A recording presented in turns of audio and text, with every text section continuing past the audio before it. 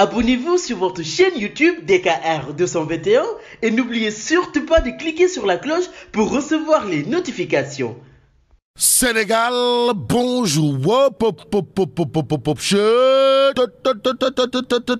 Voilà ce qu'il y a lieu de dire en lisant la tribune ce matin. À la une du journal du groupe des médias, il est en effet écrit: audition avortée de Sonko, arrêté et placé en garde à vue, heure de révolte. Dakar, Ziguinchor, Saint-Louis, Diourbel et Bignona en feu. Voilà ce que révèle Tribune, le journal du groupe des médias, en tout cas de renseigner. L'armée appelée en renfort par le gouverneur Mbadou. Bon, Sonko refuse catégoriquement de répondre aux enquêteurs. Maître Bamba Cissé Dixit aussi. L'opposition sonne la mobilisation. Vendredi, renseigne Tribune, le journal en tout cas d'indiquer au champ de Castor, HLM.E et Grand Yoff, pillé, gamme. Bon, les stations totales saccagées, des blessés et des arrestations. Voilà ce que retient et fait retenir la Tribune au chapitre de la révolte d'hier. Aujourd'hui, il conviendrait aussi de noter des pneus brûlés, casses, jets de pierre contre les lacrymogènes d'après Tribune. Que retenir d'autres sinon ce que nous révèle le journal du groupe des médias, à savoir des nervis sur le théâtre des opérations. Les avocats en ordre de bataille, peur et stupeur des populations. Sur ce point bien précis, il conviendrait de retenir la une du quotidien, le quotidien à savoir mercredi des cendres. Le leader de PASTEF, les Patriotes, en garde à vue à la section de recherche pour trouble à l'ordre public, indique le quotidien. Le journal du groupe Avenir Communication d'ajouter violente manifestation dans la capitale, et ce qui serait capital de retenir dans cette histoire de Yengu et de Tui.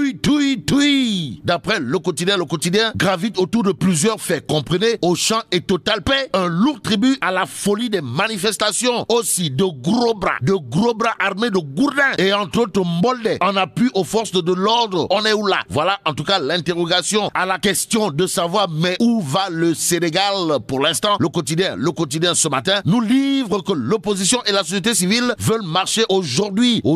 Notons, d'après le journal du groupe Avenir Communication, que la task force républicaine promet de faire face à la gravité des faits. Direct News, sans contour ni détour, vilipende un fait bizarre de chez bizarre noté hier, à savoir des milices à la place des policiers. Woyo! Bon, une balafre de la démocratie sénégalaise. Voilà ce que retient et fait retenir Direct News, le quotidien piloté par Pape Diogoy Faye, d'expliquer que ces gros bras, pour ne pas dire ces gorilles ou ces nègres de service, ont semblé être protégés et même aiguillonnés par les forces de l'ordre public pour casser des pro-Sonko. Oui, bon, devant la vague déferlante des foules et des masses, ces nervis ont dû prendre la poudre d'escampette, c'est-à-dire d'étaler avec la queue entre les jambes pour sauver leur peau, explique Direct News. Restons avec le journal qui, au chapitre de l'affaire Suite Beauté, note que pour trouble à l'ordre public, Sonko placé en garde à vue. Est-ce à dire que la montagne a finalement accouché d'une souris? En tout cas, les péripéties d'une arrestation à lire dans Direct News. Le biétiste du journal Daoul Cho d'expliquer sans contour ni détour: quand on a la force en main, il n'y a point d'art à faire trembler tout le monde, écrivait Jean-Jacques Rousseau. Ce qu'on a vu hier nous reconforte que le régime actuel ne s'intéresse pas à la démocratie et ne s'intéressera pas à celle-ci. L'essentiel pour lui est de conserver par la force dans les mâmes son pouvoir, même s'il faut bafouer les civilités démocratiques, explique Daoul Cho, biétiste de Direct News. Et du côté du Témoin quotidien, c'est Mamadou Oumar Ndiaye, alias Grand Monde, qui sort de sa réserve, histoire de signer un édito Safkadi, intitulé La raison du plus fort. Mamadou Oumar Ndiaye du Témoin quotidien, dans son édito, d'expliquer que la raison du plus fort est toujours la meilleure. Nous l'avons montré tout à l'heure. Un jeune opposant dans un pays sahélien d'Afrique s'était mis à rêver de changer son pays. Il commença à tracer son sillon dans un vaste champ électoral. Survint un jeune monarque que l'appétit du pouvoir en ce pays tenaillait. En tout cas, ça ne sent pas bon. Alors là, pas du tout bon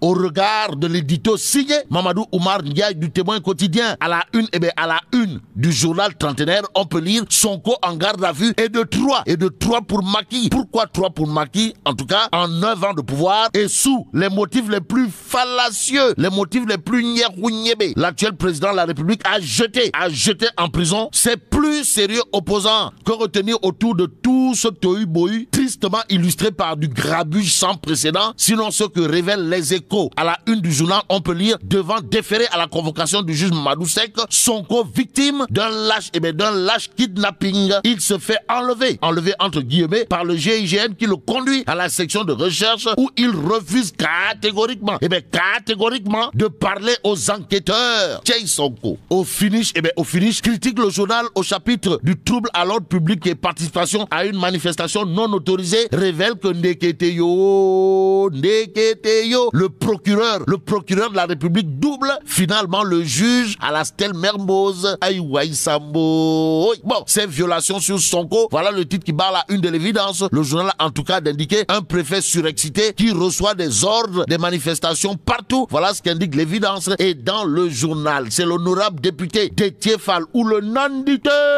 de classe exceptionnellement exceptionnelle, en toute exception dans l'exceptionnalité, qui sort de sa réserve et de ses jonglages de ballons de football, histoire de dire à haute et intelligible voix, nous demandons et par la force de l'embam à toutes les forces de la nation de se mobiliser contre les dérives de ce régime. D'où la réaction de Antoine Félix Diome alias Tony, ou le ministre de l'Intérieur qui menace en quoi faisant, en disant billahi, wallahi, tallahi, force restera toujours à la loi, pas de concession. Bon, restons avec Vox Populi. Vox Populi nous livre ce qu'a dit monsieur le ministre de l'Intérieur en personne, en chair et en os. En tout cas, au chapitre, bien entendu, des nervis et entre autres gorilles, voire des chenapans et enfants d'écurie, notés en train de faire le travail des forces de l'ordre, monsieur le ministre, le ministre de l'Intérieur de dire que les gros bras en question, les gros bras en pick-up ne sont pas des nervis. Et là, mais là, tu dong de. Oui, faut nous dire,